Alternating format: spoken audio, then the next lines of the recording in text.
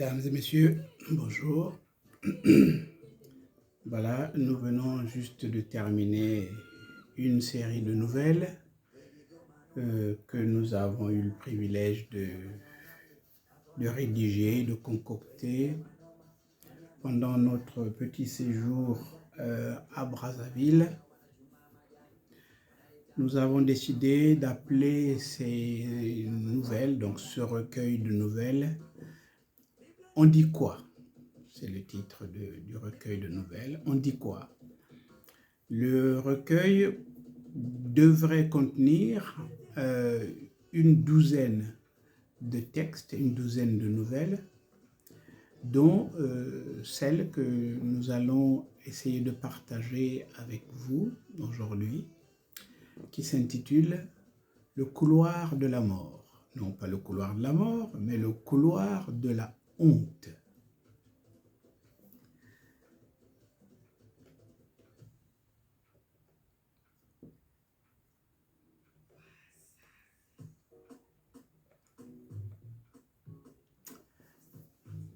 Le couloir de la honte. Si la nouvelle est à la page numéro... quel numéro là? Voilà, c'est le numéro page 33.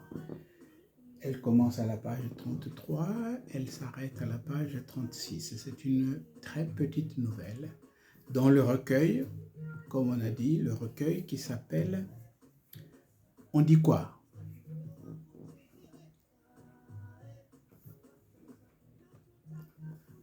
Mbote maman, vous savez s'il y a des toilettes ici? C'est lui qui parle. Ba toilette ezali na couloir kuna, eza na couloir kuna. Kasi eza bo petete hein papa. C'est elle qui répond.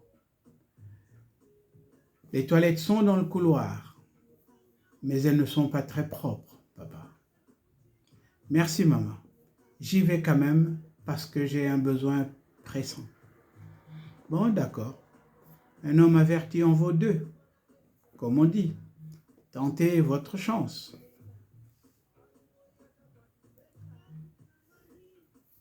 Lui s'aventure dans le couloir indiqué. Il n'est pas très éclairé, mais bon, qu'est-ce qui est éclairé dans ce pays? Les coupures de courant sont devenues légion.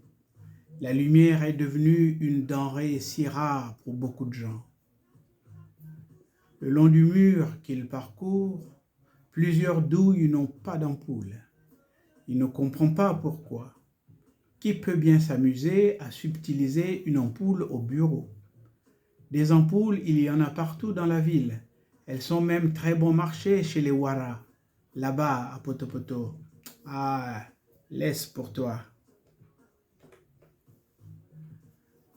Dans le pays, quand on pense avoir tout vu, on n'a en réalité encore rien vu. Les coupures de courant ne surprennent plus personne. La ville les subit comme une punition divine. Que sa volonté soit faite, Dieu de Dieu. Ça aussi, il faut faire avec, comme ils disent tous. À quoi servent donc toutes ces centrales dont on pose la première pierre depuis 60 ans? Ne te fatigue pas, avance seulement. Il continue son chemin.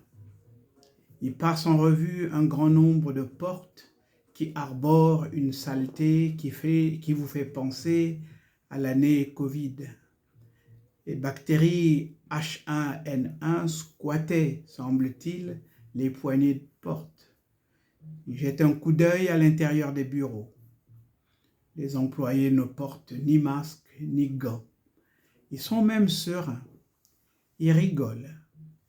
Ils chahutent comme des gamins dans une cour d'école. Il détourne son attention et continue son voyage. Au milieu du long couloir, il voit une femme qui attend devant une porte en bois.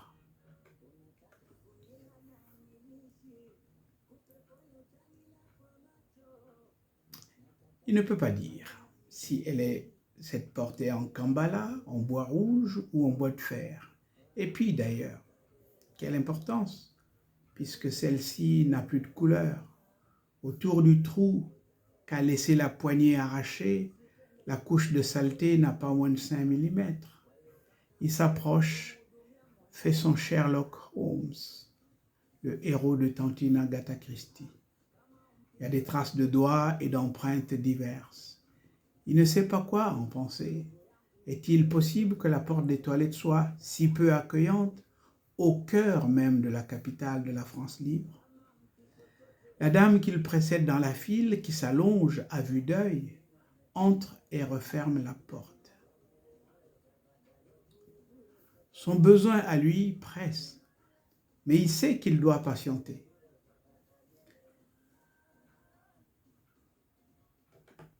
D'habitude, il prévoit toujours. Il prend toujours ses précautions. Avec le temps qui va, comme dit le poète, sa prostate commence à ressembler à un pamplemousse.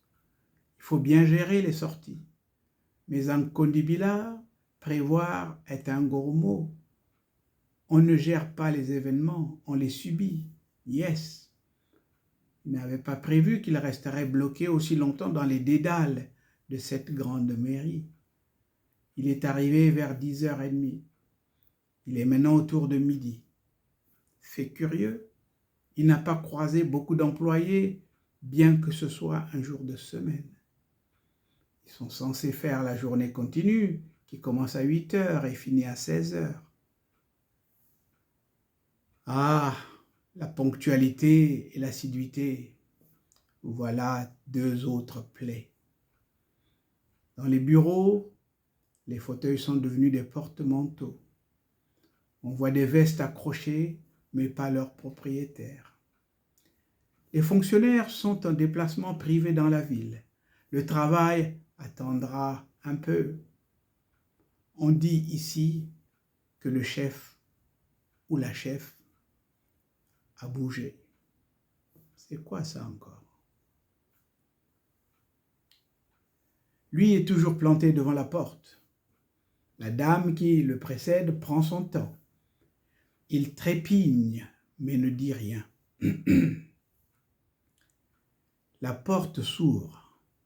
Enfin, la dame sort. Elle ne dit rien, ne le regarde même pas dans les yeux. Lui est perdu et ne comprend pas. Dans ce pays, Dieu merci, les femmes ont le droit de parler à des hommes, même inconnus. Il sent qu'il se passe quelque chose. Que peut-il donc se passer? Il y a zéro piste, zéro indication. Peut-être une plaisanterie de mauvais goût. Lui, on a vu des murs et des pas vertes. Mais depuis son arrivée, ce pays lui en fait voir de toutes les couleurs. Finalement. Papa, maïe zate, papier pesate. Papa, il n'y a pas d'eau. Il n'y a pas de papier non plus. Maman, bisognon soto yibimbo canabiso. Maman, nous connaissons tous notre pays. La dame porte un sourire embarrassé. Sa démarche est un peu façon, comme dit tonton Henri Lopez. Elle marche en serrant les fesses. Que lui arrive-t-il? Se demande. Elle marche comme quelqu'un qui marcherait sur du charbon ardent. Ce pays est décidément plein d'énigmes. Il essaie de déchiffrer, mais son esprit refuse d'obéir. Il n'insiste pas. Trop velléitaire, trop paresseux.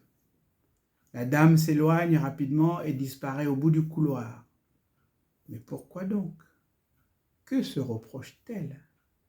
Sherlock Holmes soupçonne un méfait commis au milieu de ce bâtiment historique, le bâtiment sur l'esplanade duquel Malraux et Tayoulou ont prononcé le discours de l'indépendance.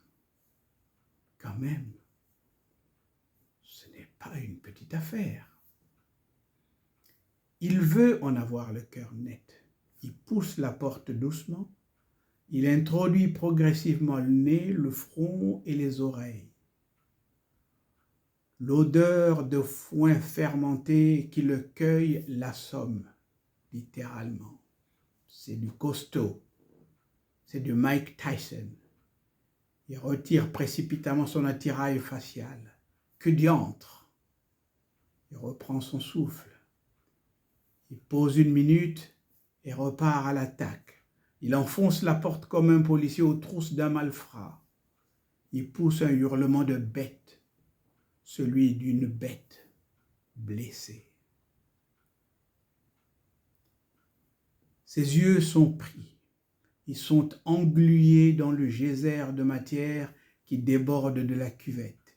Il y en a à gauche, il y en a à droite, il y en a partout. Il essaie de s'enfuir, mais ne se sent incapable de bouger le moindre orteil. Il est fasciné, comme un bel oiseau devant la vipère du Gabon. La femme a fait fort, très fort. Qu'a-t-elle pu manger pour créer une telle œuvre impressionniste? Manet, Monet et autres caillebottes peuvent aller se rhabiller. Quelle puissance, quelle doigté! Les 4 murs ne sont pas en reste non plus. Il est écrit sur celui de droite: ne déféquez pas à côté. En cas de non-respect, il sera procédé à un rebouchage immédiat de votre porte arrière. Lui ne comprend pas l'humour noir. On ne peut quand même pas rire de tout. On ne peut pas se gausser de toutes les tragédies. Ce qui se joue dans ce réduit sans lumière et sans eau, on a bien le ton et la couleur. Sur le mur de gauche, il est écrit: ne pissez pas à côté. En cas de non-respect, il sera procédé à la confiscation de votre appareil.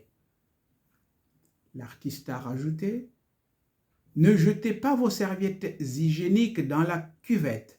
Jetez-les ici, avec une très belle flèche qui indique le sol. Quelqu'un a eu la bonne idée de se tailler avec la poubelle qui était censée recevoir les dites serviettes. Quel génie, quelle finesse! Lui décide, la mort dans l'âme, de détourner son attention. Il décide de baisser les bras. Il est vaincu. Il est convaincu que le pays entier est dans la merde. Il est sûr maintenant qu'il n'est pas dans le mou, mais bien dans le dur. Sa prostate, néanmoins, le rappelle à la réalité. Il doit vider sa vessie pour éviter tout débordement. Alors, il fait le vide en lui et autour de lui et se concentre sur la cuvette qui déborde. Il se soulage, comme on dit à Brazzaville. La honte de ça, il ne vous dit pas. Il ferme la porte des senteurs et disparaît lui aussi au bout du couloir.